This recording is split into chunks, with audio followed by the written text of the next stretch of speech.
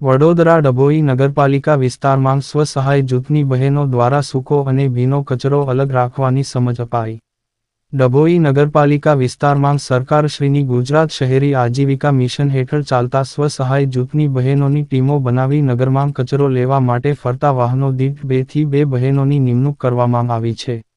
જે બહેનો ડભોઈ નગરપાલિકાના વિવિધ વિસ્તારમાં કચરો લેવા જતા વાહનો સાથે ફરી નગરજનોને કચરો ગમે ત્યાં ન ફેંકવા તથા પોતાના ઘરનો ભીનો કચરો અને સૂકો કચરો અલગ અલગ કચરાપેટીમાં રાખી તેને નગરપાલિકાના કચરો લેવા આવતા વાહનોમાં નિકાલ કરવા અંગેની સંપૂર્ણ સમજ આ સ્વસહાય જૂથની બહેનો દ્વારા આપવામાં આવી રહી છે. હાલમાં ડભોઈ નગરપાલિકા દ્વારા નગરમાં કુલ 07 વાહનો પર કુલ 14 બહેનો દ્વારા આ કામગીરી હાથ ધરવામાં આવી છે.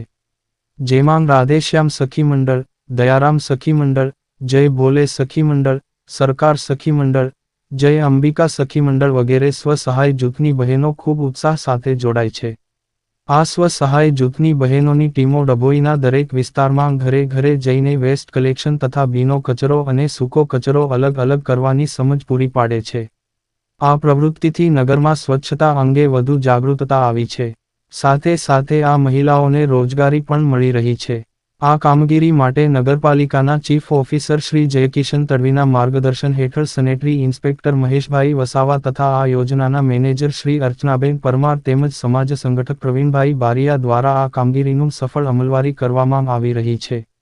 રિપોર્ટર રવિ તરબદા, વડોદરા. ડભોઈ નગરપાલિકા દ્વારા નગરના વિવિધ વિસ્તારોની અંદર કચરાની જાગૃતિ માટે અને ભીનો અને સૂકો કચરો લોકો અલગ અલગ આપે એ જાગૃતિ અભિયાન અંતર્ગત ડભોઈ નગરના વિવિધ સખી મંડળો દ્વારા આ કામગીરી હાથ ધરવામાં આવી છે. દરેક વાહન દીઠ 2 સખી મંડળની બહેનો અમે મૂકી છે, જે બહેનો સ્વચ્છતા અંગે નગરમાં જાગૃતિ લાવે છે, સાથે સાથે ભીનો અને સૂકો કચરો અલગ આપવા માટે લોકોને પ્રોત્સાહિત કરે છે. આવી કામગીરી ડભોઈ નગરપાલિકાની સખી મંડળની બહેનો દ્વારા હાલમાં કાર્યરત છે.